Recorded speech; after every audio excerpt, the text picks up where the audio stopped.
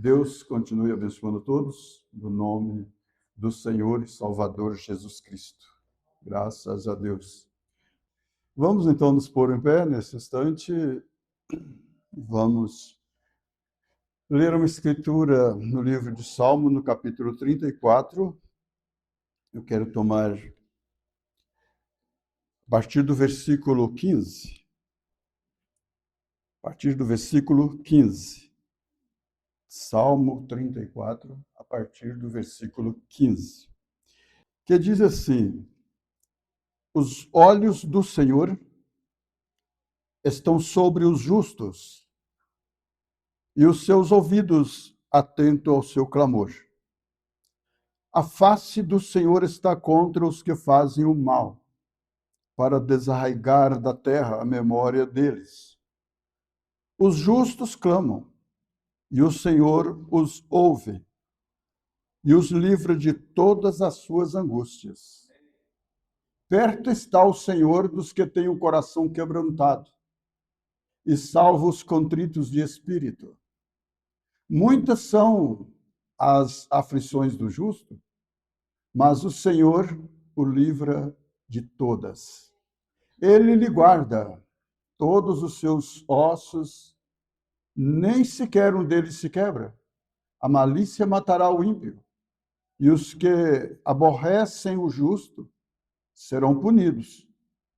O Senhor resgata a alma dos seus servos, e nenhum dos que nele confiam será condenado.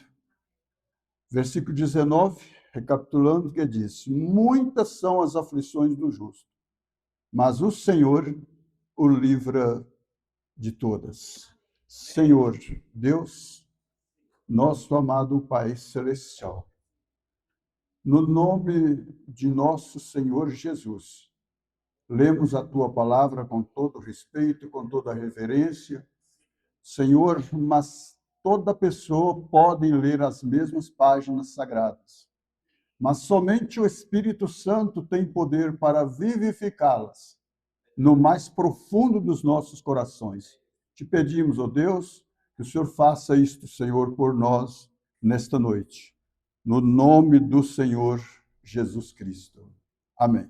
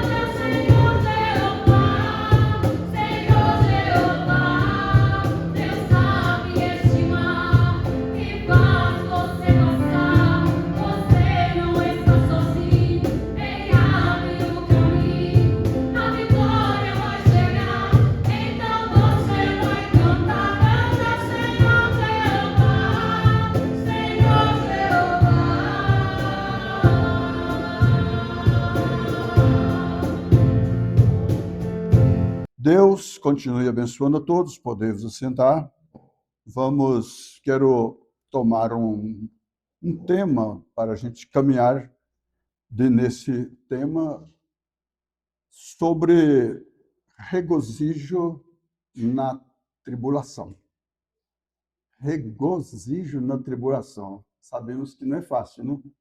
Regozijar em momentos difíceis, regozijar na tribulação, regozijar quando tudo está mil maravilhas a nosso favor é muito bom, tá entendendo? Nós sorrimos até nas orelhas, como se diz, né? Mas regozijar na tribulação, regozijar nos momentos de angústias, nos momentos difíceis, tá entendendo?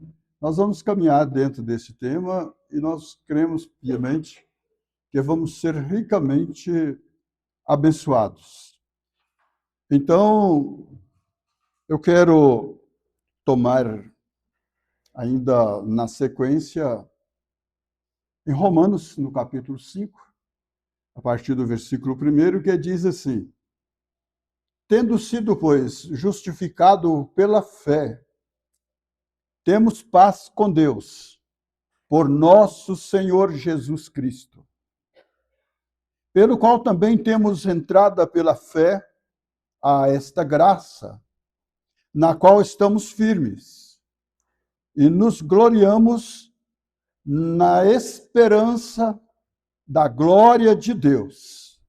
Os momentos difíceis, terríveis, momentos cruciantes, mas o nosso regozijo não depende das circunstâncias. Nosso regozijo é por causa da nossa fé no que está por vir. Está entendendo? Nosso regozijo é na alma, porque nós sabemos o que nos espera pela frente. Por mais que seja difícil o nosso caminhar nesta vida, nesta dimensão. Mas o que está nos esperando, não existe nada neste mundo para comparar com a glória que a nós há de ser revelada.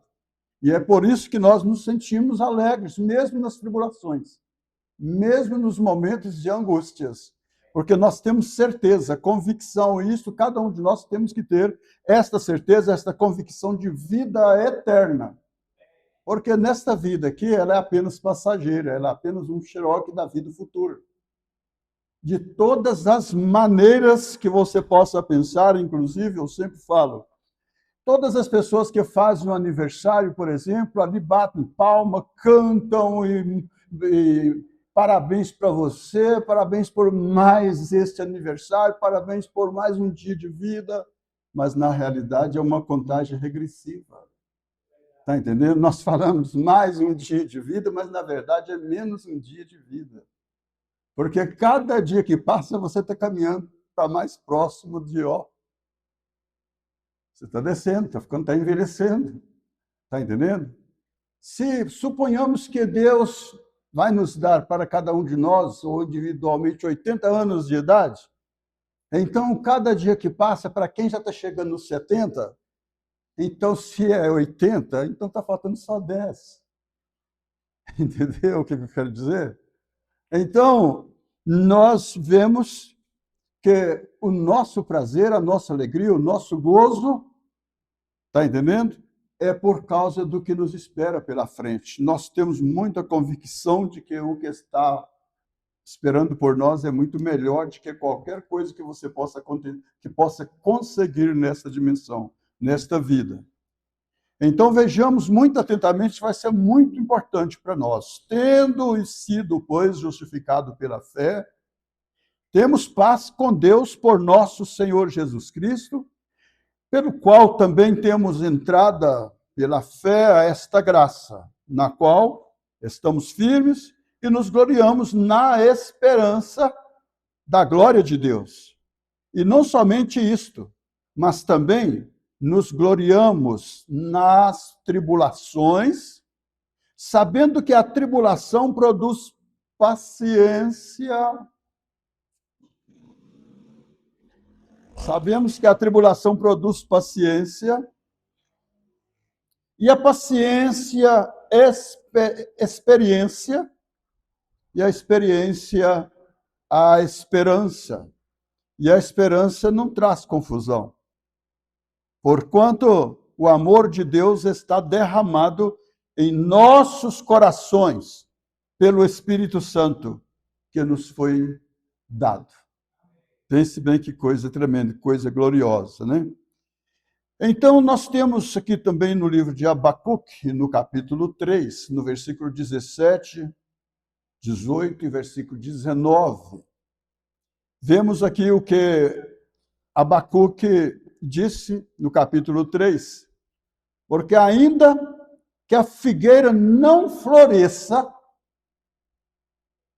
nem haja fruto na vide, ainda que decepcione o produto da oliveira, e os campos não produzam mantimento, meu Deus dos céus, ainda que as ovelhas da malhada sejam arrebatadas, e nos currais não haja gado, todavia eu me alegrarei no Senhor. Meu Deus dos céus, isso é fácil? Não. Não. Mas é possível. O cristão deve ser o povo mais exuberante que existe na face da terra. Nós vemos o povo tão alegre, está entendendo? Com coisas passageiras. Simplesmente por causa de alguns troféus que as pessoas conquistam através de um jogo. E as pessoas na arquibancada entram no espírito daquilo de tal forma que falta pouco destruir o tímpano dos ouvidos de quem está por perto, daqueles que estão por perto. Quer dizer, alegria entra no espírito do futebol, como também no tempo do carnaval, o povo entra no espírito do carnaval. Regozijo com coisas passageiras, coisas infrutíferas e coisas que não trazem segurança para a vida eterna. Agora, imagino quanto nós, como cristãos, devemos nos regozijar no Senhor, sem importar com as dificuldades, com as divergências. Todavia, disse ele, Abacuque, todavia me alegrarei no Senhor e exultarei no Deus da minha salvação.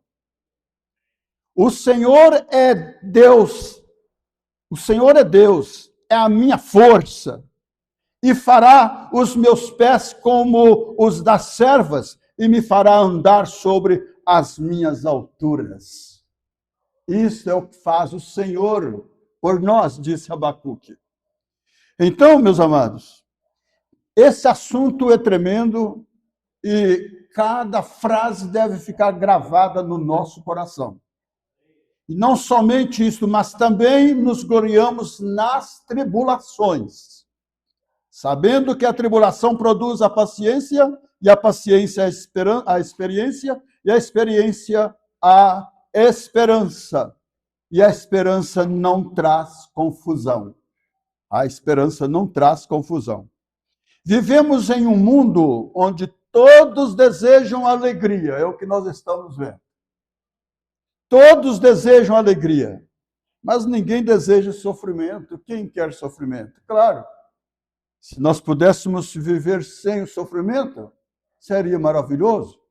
O próprio Jesus, quase na hora da sua partida, ele chegou a orar ao Pai e dizendo: Pai, se possível, passe de mim esse cálice sem que eu beba, falando da sua morte. Pai, se possível, passe de mim esse cálice sem que eu beba. Se ele tivesse parado simplesmente nestas palavras, e Deus, o Pai, tivesse atendido a oração do Filho naquela hora, onde estaríamos eu? Onde estaríamos cada um de nós? Onde estaríamos a igreja do Deus vivo na face da terra? Porque ele veio para isso, para se entregar por nós. E sem sangue não há remissão de pecados. Então, se ele não fosse para a cruz, todos nós estaríamos perdidos, irremediavelmente perdidos. Nós somos salvos pela graça de nosso Senhor Jesus Cristo. Não é por mérito nosso, não é porque eu sou bonzinho que nós somos bonzinhos, mas pela bondade de Deus, que se entregou a si mesmo por nós.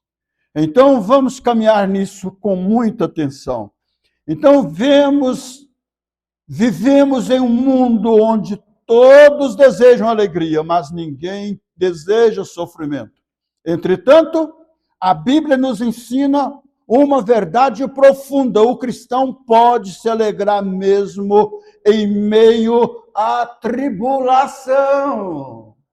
Irmãos, nós vamos passar por isso mais pela frente, mas só avançando um pouquinho. Imagina Paulo e Silas. Vamos pensar um pouquinho em Paulo e Silas. Por causa de pregar a verdade de Deus para o povo. E por causa dele expulsar o demônio de uma mulher que tinha um espírito de adivinhação nela. Espírito de adivinhação é um demônio terrível. Que aquele espírito estava atrás deles, todo lado que eles iam, estava aquele espírito atrás deles, usando aquela mulher e falando coisas bonitas. Estes homens que nos pregam o evangelho do reino são servos do Deus Altíssimo. Mas era o demônio falando na boca da mulher. Você já pensou que coisa? E aquilo foi irritando Paulo, foi irritando com aquele negócio todo momento. Daí a pouco Paulo para de uma vez e vira, estende a sua mão e diz: sai dela, demônio, em nome do Senhor Jesus Cristo. Na mesma da hora, aquela mulher foi livre daquele espírito. Só que aquele espírito de adivinhação, trazia muito progresso para a cidade. Está entendendo? Muito benefício financeiro. Os grandes ganhavam dinheiro com a vida daquela mulher. E então eles ficaram com raiva. Paulo e Silas foi parar na prisão. Com muita segurança, colocou ele lá na cela secreta. E ali amarrou seus pés no tronco. Quando foi meia-noite, a unção de Deus desceu sobre Paulo e Silas, dentro da prisão, e eles fizeram um Pentecoste dentro da cadeia. Aleluia! Paulo e Silas fizeram um Pentecoste com oração e louvor, e aquilo mexeu com o coração de Deus a tal forma que Deus enviou um tremor de terra, enviou um terremoto dentro da prisão que abalou o cárcere. Todos os alicerces foram abalados e as portas se abriram e as cadeias que estavam amarrando todos os presos e todas as portas das celas foram abertas. Imagina! Paulo e Silas presos depois de apanhar, com o lombo todo cheio de marcas. Pense bem nisso. E cantando e louvando a Deus ali dentro da prisão. Irmãos dos céus. A ponto de que, através daquele testemunho de Paulo e Silas naquela prisão, o próprio carcereiro que estava guardando eles, quando viu as trancas todas abertas, as portas abertas, ele passou a mão na espada e ia ele matar-se a si próprio, suicidar, porque achava que todos os presos tinham fugido. Paulo gritou de lá de dentro: não te faça nenhum mal, porque todos nós estamos aqui. Aquele homem entrou dentro do cárcere e caiu de joelhos nos pés de Paulo e Silas. O que é que eu tenho que fazer para eu ser salvo? Paulo disse: crê no Senhor Jesus Cristo e seja salvo tu e a tua casa. Aleluia! Este é o nosso Deus, que tem prazer quando você não fica murmurando com a sua maneira, por causa dos problemas da vida. Isso é normal. O cristão, a Bíblia está dizendo que muitas são as aflições do justo, mas o Senhor o livra de todas. O Senhor livrou Daniel dentro da cova dos leões. Nada os leões pôde fazer com Daniel. O Senhor livrou Sadraque, Mesaque e Abednego da fornalha do fogo ardente. Nada pode fazer o fogo contra Sadraque, Mesaque e Abednego. Imagina que esse Deus é o Deus vivo no qual nós servimos, irmãos. Não há motivo para nós vivermos reclamando, não.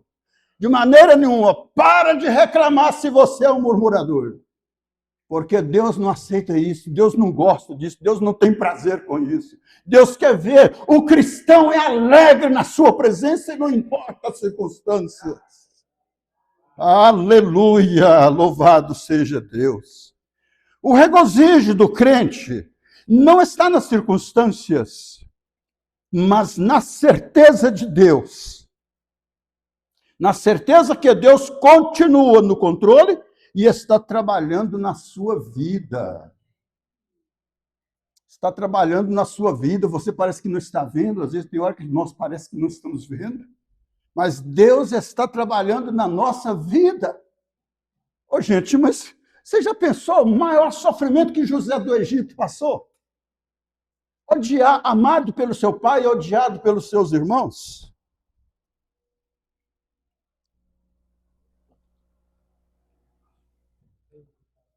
Ter que parar na prisão. Pense bem, foi vendido. Antes de ser vendido, foi jogado num calabouço, numa cisterna vazia, sem água. Depois veio os mercadores, tiraram ele dali e venderam como escravo para o Egito. Depois, lá no Egito, foi como escravo, apanhando, depois caiu na graça de Potifar e foi tomar conta da casa de Potifar e de tudo que pertencia a Potifar, que era o chefe, um dos chefes de Faraó. E depois a mulher de Potifar deu de cima dele. E ele, então, rejeitou ela e fugiu dela. E ela conseguiu rasgar a sua roupa e ficar com a sua camisa, com a sua túnica na mão, para dizer que foi ele que atacou ela, para provar que é ele que atacou ela. Depois ele foi parar na prisão. Depois de tudo isso, passar tanto tempo na prisão, revelar sonhos do copeiro e do padeiro, e depois de mais 2 anos na prisão, ele sendo levado para interpretar o sonho do rei. E dali, então, interpretando o sonho do rei, veio José do Egito ser o maior governador do Egito. Mas para ele chegar naquele ponto, ele teve que passar por lutas e tribulações. Mas ele nunca deixou de servir Jesus por causa das lutas, das tribulações. Não existe motivo de você viver cabisbaixa. Não. Não existe motivo de você viver cabisbaixa. Não. Há motivo para você viver glorificando a Deus 24 horas por dia. Aleluia. Então o cristão pode se alegrar mesmo e no meio das tribulações. O regozijo do crente não está na circunstância, mas na certeza de que Deus continua no controle e está trabalhando em sua vida. Aí você poderia fazer uma pergunta: como alguém pode se alegrar quando está sofrendo dor, perda, perseguições e lutas? A resposta está na palavra de Deus, meus amados.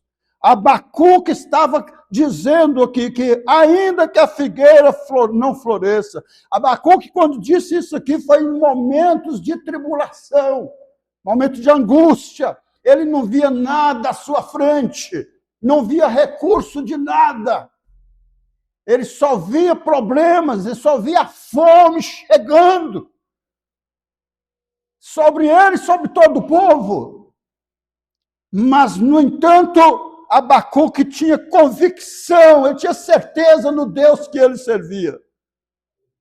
Então, ainda que a figueira não floresça, todavia eu me alegrarei no Senhor. É fácil você olhar, irmãos, não queira você passar por isso. Não queira você passar por isso. Que Deus possa te livrar, mas é duro. Você olhar nas suas vasilhas, não ter um grão de arroz, ou acabando lá o restinho que tem. Você não ter condição de comprar um pacotinho de leite para seus filhos, para 3, 4 filhos. Você não vê recurso de espécie nenhuma. E você tem que sair para outra cidade, para ir trabalhar em outra cidade, sem nada. Simplesmente com muda de roupa em sacola de plástico. E deixando família sem saber o que seria dela dali para frente. Em busca de socorro. E ali naquela condição, chegando ali naquela condição, naquela cidade, naquele estado, 2 ladrões ainda, um tentando tomar a mala e o outro com a mão dentro do bolso da gente, tomando dinheiro que tinha o restinho. Você acha que isso é fácil? Não, não é fácil, não. Mas tem uma coisa por conta. Aos olhos de Deus, Deus tinha um plano por completo naquilo. Deus tinha um plano completo naquilo. Pouco tempo depois, eu dizia para um precioso irmão da mensagem, ele, meu amado irmão, se hoje eu tivesse 1 milhão de cruzeiro, naquele tempo falava 1 milhão de cruzeiro, daria para mim chegar lá em Minas e pagar as dívidas que eu devo lá e daria sobrar um restante que eu podia dar um chute na cachorra. Irmãos, poucos dias depois, o irmão vem aqui em BH, trouxe o que pôde trazer para a minha família, voltou e disse, irmão, tem uma notícia para você. Eu fiquei assim, não precisa se preocupar não, que é notícia boa, isso me aliviou. É notícia boa. Falei, então fala, irmão. Olha, seu pai lá no interior vendeu um terreno lá e está dando 1 milhão de cruzeiro para cada um dos filhos, é para você ir lá buscar o seu. Irmão, eu fui, mas fui o mais rápido que eu pude. Peguei exatamente 1 milhão de cruzeiro, vim, paguei 600 mil cruzeiros na época, ainda sobrou 400 mil cruzeiros. Deu para dar um chutaço na cachorra, joga ela longe. É esse Deus que nós servimos. Aleluia. Ele é o mesmo ontem, hoje e eternamente. Agora Abacuque está dizendo aqui.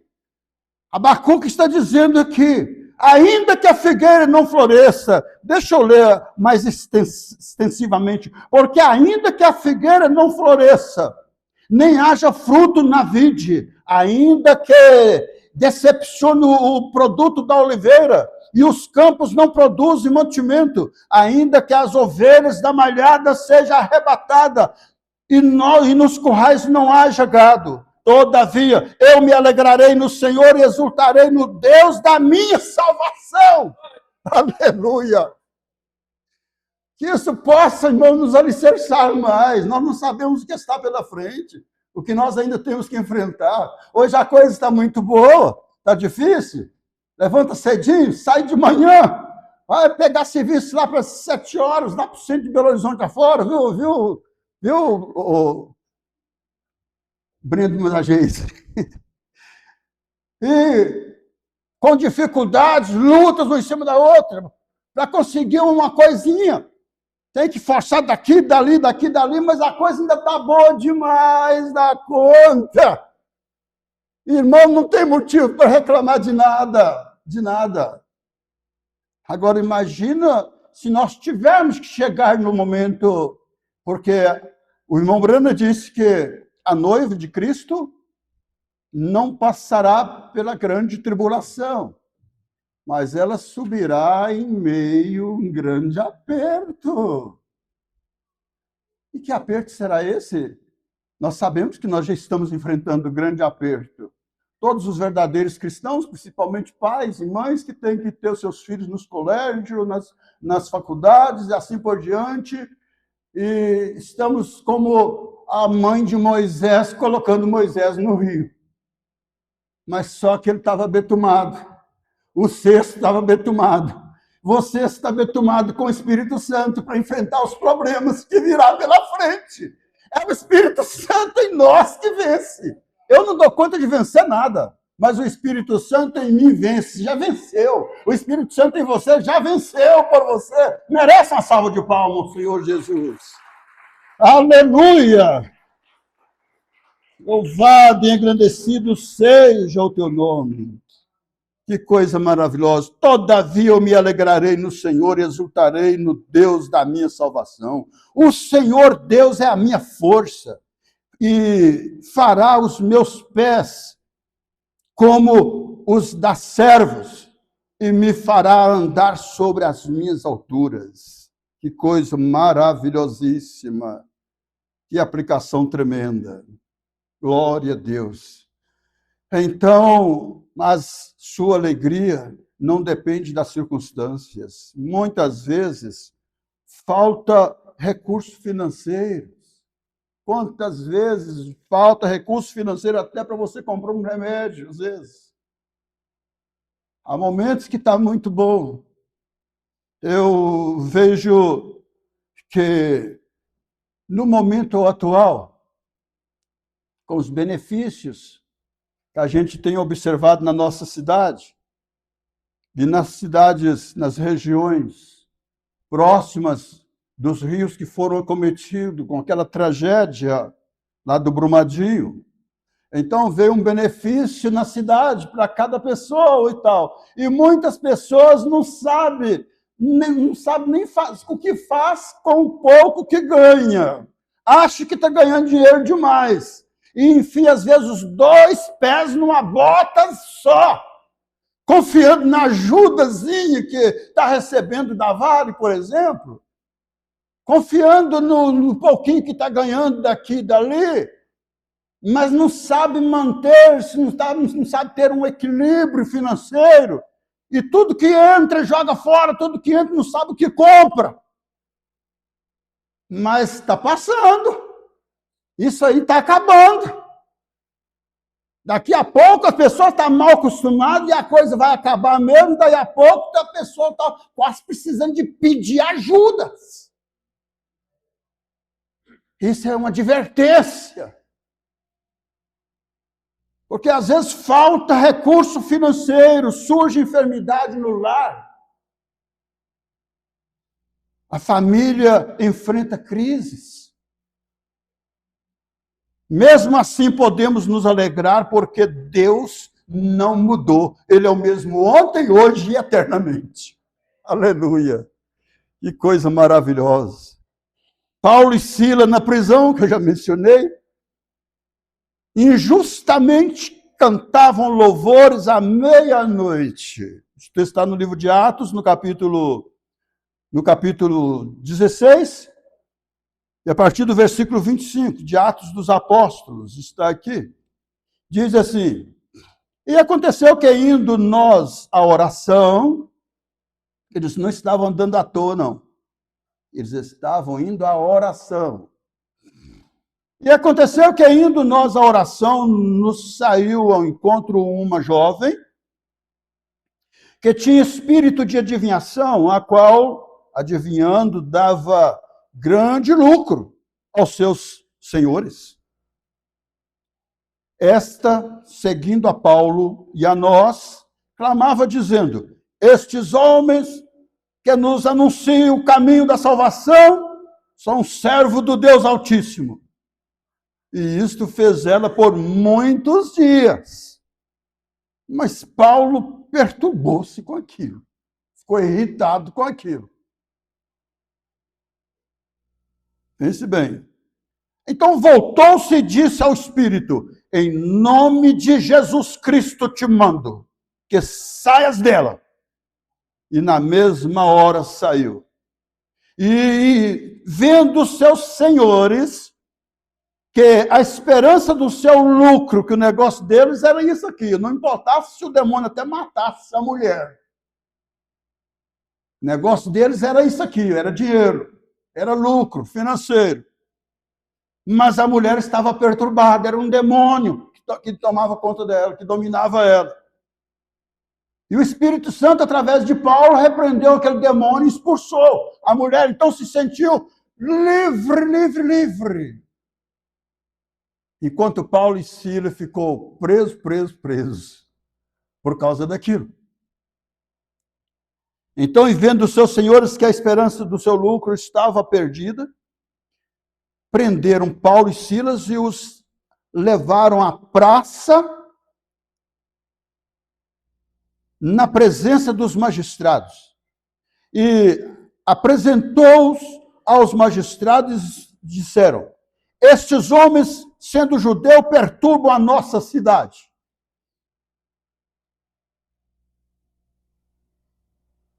E nos expõem costumes que não nos é lícito receber nem praticar, visto que somos romanos. E a multidão se levantou unânime contra eles, e os magistrados, rasgando-lhes as vestes, mandaram açoitá-los com vara.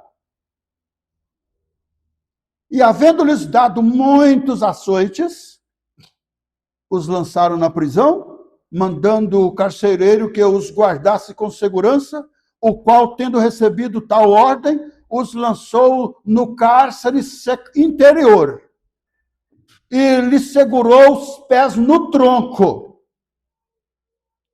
E perto da meia-noite, Paulo e Silas oravam e cantavam hinos a Deus. E os outros presos escutavam. Oi, evangelismo tremendo dentro da prisão. Evangelismo com louvores e oração. Que coisa tremenda. Eu chego a pensar, a Bíblia não relata, mas eu chego a pensar que a maioria daqueles presos deve ter aceitado Jesus também.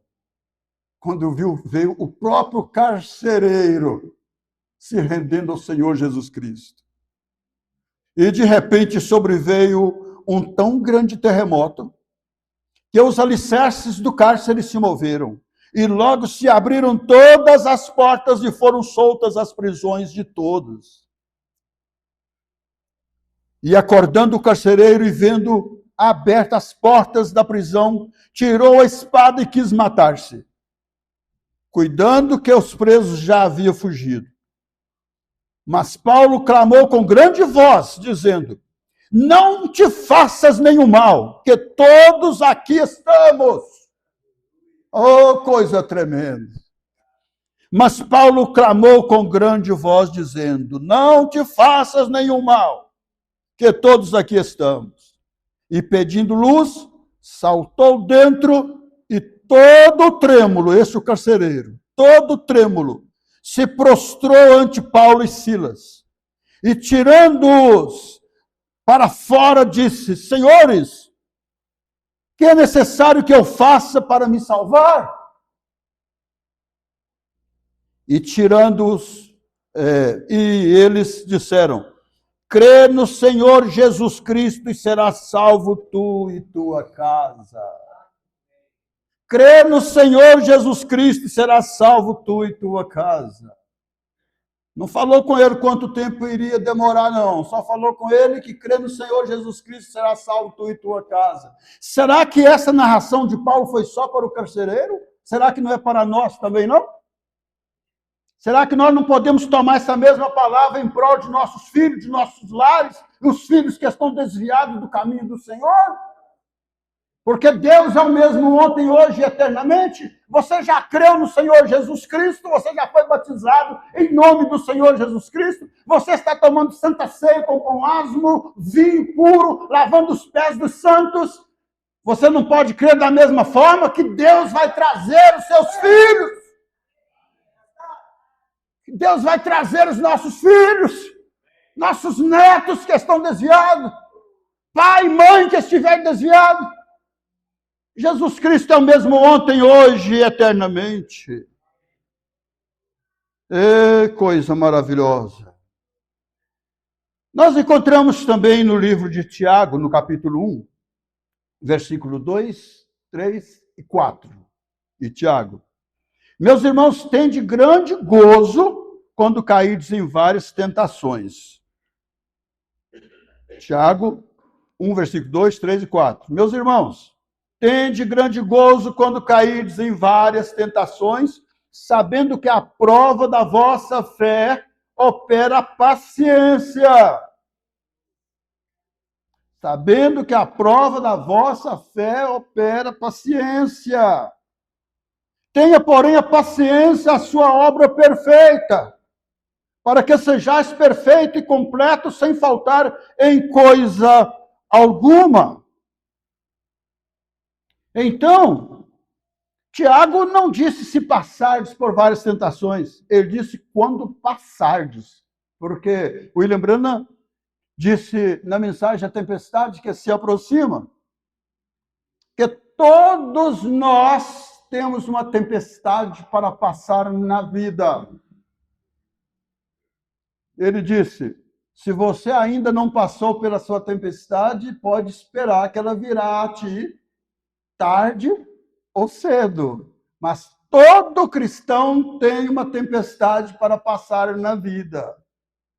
Eu já tenho passado por várias. E não sei por quantos pela frente ainda tenho que passar.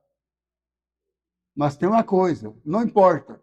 Muitas são as aflições do justo, mas o Senhor o livra de todas. Irmãos, isso faz a gente lembrar de Davi, lá atrás. Davi cuidando das ovelhas de seu pai, no campo. Deus permitiu que viesse um urso e tomasse uma de suas ovelhas. Davi, um menino novo, mas corajoso, ele enfrentou o urso cara a cara e partiu para cima do urso. E matou o urso e tomou a ovelha. Aleluia! E trouxe a ovelha outra vez e colocou junto com as outras. Mas será que seria só aquela luta que ele tinha que enfrentar? Não. Passado alguns dias, aparece um leão. Olha aí que o perigo foi maior. Olha aí que a luta foi maior.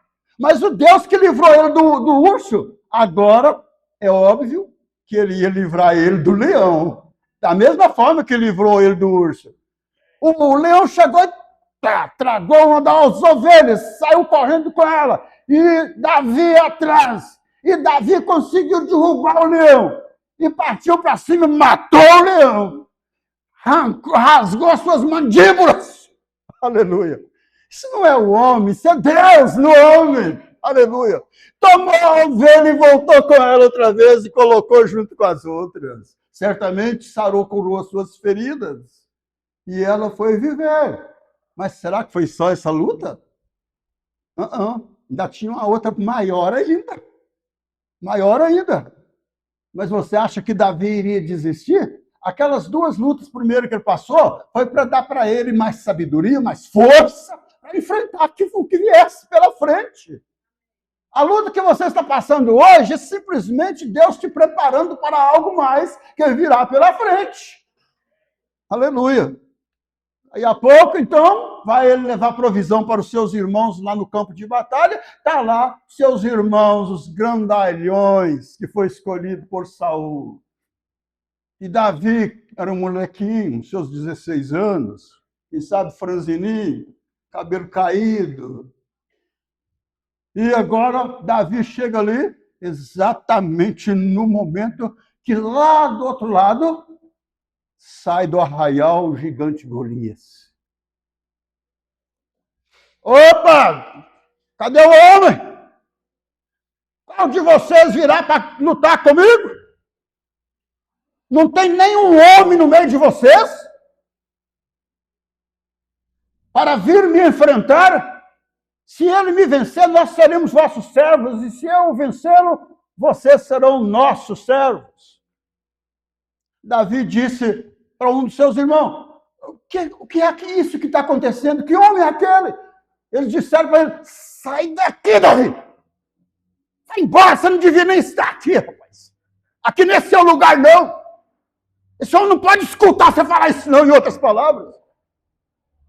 Vai embora daqui! Mas Davi perdeu a paciência e foi num outro grupo de pessoas. O que está acontecendo? Aí eles explicaram, está acontecendo assim, assim, assim. O rei disse que ele dá sua filha em casamento para o homem que conseguir derrotar aquele grande gigante. Davi falou, eu vou lutar contra ele.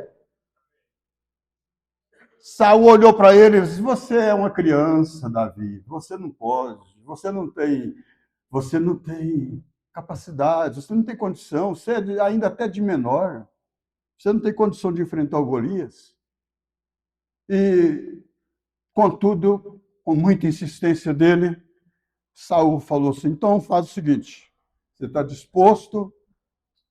Nenhum dos soldados está disposto a encarar aquele homem, e eles estão aproximando cada vez, cada momento mais, vai nos destruir, vai destruir todos. Em outras palavras, já que nós estamos perdidos mesmo, está entendendo? Simplesmente faz a sua tentativa. E ele Saul vestiu nele pôs nele o capacete de bronze, pôs nele as vestes de um guerreiro, tá entendendo? Quando depois aquele Davi certamente começou a andar com aquele negócio, começou a cair, escorando aqui ali. Davi, então, arrancou aquele negócio dele e falou, com isso eu não posso. Com isso eu não vou. Eu vou da maneira que Deus me comissionar aí. E arrancou aquele dele ali, e foi no riacho, e pegou 5 pedrinhas. E a mesma funda que ele usava lá no campo para proteger as ovelhas. Agora, Davi, com uma pedrinha ali na funda, vamos dizer assim, que seja um tipo um estilingue, que eu já matei, foi muito passarinho com isso, tá entendendo? Davi colocou aquilo ali naquele corinho ali, e foi rodando aquela funda, aquilo incendiou tanto a ira do gigante. Sou eu, porventura, o cão, rapaz, para que você lute comigo com pedra? Vou te colocar na ponta da minha espada e vou te colocar na copa da árvore, porque as aves do céu venham te comer. Ele dizia, você vem contra mim com escudo, eu vou contra ti em nome do Senhor dos Exércitos. E começou a rodar aquela funda. Oh, Deus de Davi, tem misericórdia da tua igreja. Começou a rodar aquela funda. Quando ele soltou a funda, a pedra foi direto na fronte. O único lugar que ela tinha para pegar. O homem estava todo vestido de capacete de bronze. Ali estava ele com veste de bronze. Está entendendo? O único lugar que podia acertar foi o único lugar que Deus levou aquela pedra diretamente na fronte do gigante e ele caiu. Davi foi correndo, tomou sua própria espada e certamente com dificuldade para levantar a espada, levantou a espada no pescoço do gigante e saiu carregando a cabeça dele na palma da mão ainda, para todos verem. E todos os demais filisteus fugiram, foram embora.